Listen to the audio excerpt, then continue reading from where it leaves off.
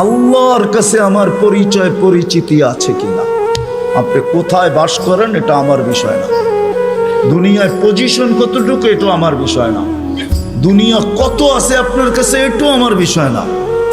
আমার বিষয় হলো আপনাকে ভাবানো। প্রত্যেক ব্যক্তি আমরা ভাবি, ভাবো যুবক, খোদার কসম ভাবো। তুমি জানো না কালকে সূর্য উঠতে দেখবে কি দেখবে না, নাইলে সকালে সূর্য এই কথা বলতে বলতে কোনোদিন উঠতো না। আনা ইয়াউমুন জাদীদ আলা আমালিকা শাহীদ, আমি নতুন দিন তোমার কর্মের উপরে আমি সাক্ষী। লাফাকতানিম, সুবর্ণ সুযোগ মনে করলেন আউদ ফি হায়াতিকা আবাদা, হতে পারে আর কোনোদিন তুমি আমাকে উঠতে নাও দেখতে পারো। আর সূর্য সুবর্ণ সুযোগ কোনোদিন বলতো না।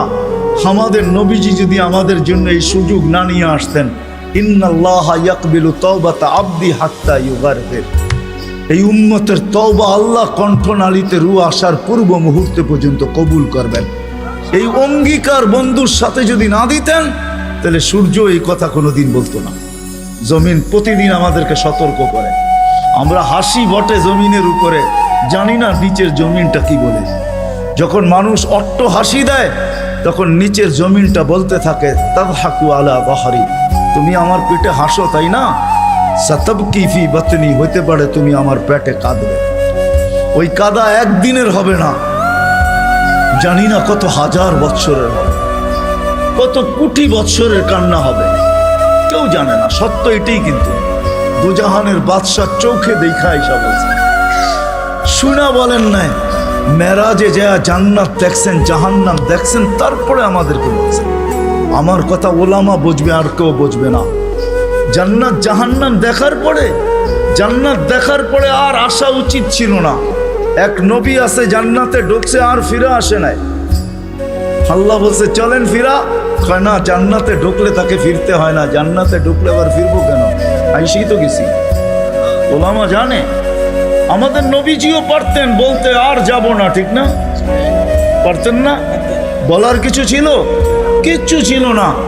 ওই জান্নাতের মতো জায়গাকে ছেড়া চলে আসছে। বড় দিল লাগে, বড় দিল, এই জন্য আসছে। উম্মতের ব্যথা এখানে ছিল, এই জন্য আসছে। আমি না গেলে চোখে দেখা উম্মতকে কে বলবে? আজকে তো উম্মত নবী চিনে না। লানত আমাদের জিন্দেগির উপরে, একজনও এখানে নাই। রাগ হয় না আমার উপরে, রাগ হইতে পারেন, করার কিছু নাই। আগামীতে আর দাওয়াত দিন না রাগ হইলে। রাগ হয় না, একজনও নাই এখানে, একজনও নাই যে এতদিন চুল কাটছি কোনোদিন সেলুনে যেয়ে বলছি আজকে চুল না আমার ইচ্ছা মতো, না তোমার ইচ্ছা মতো, না তোমার ডিজাইন দোকানের ডিজাইন মতো, আজকে চুল কেটে দিবা আমার নবীর ডিজাইন মতো। একজনও এখানে হাত উঠাইতে পারবে না। জীবনে একবারও বলে নাই যে আমার নবীর ডিজাইনে আমার চুল কেটে দাও। যদি এখনো কেউ হাত উঠায় হয়তো আমার বয়ান আগে শুনছে, এই জন্য কোনোদিন কাটছে। আমি সব ওয়াজে বলি, একজনও নাই যে নবীর স্টাইলে চুল কাটবে। হায় যুবক, যদি একদিনও কাটতা। রাত্রে ঘুম হয় না তোমাদের চিল্লানের কারণে, তোমার স্বাধীনতা আছে, তুমি চিল্লাইতে পারো। কেননা খেলা তো একটার সময় শুরু হবে, ওয়াজ তো 12টায় শেষ হয়ে যাবে। তুমি চিল্লাইতে পারো, তোমাকে স্বাধীনতা দিছে আল্লাহ, আমি কিচ্ছু বলবো না।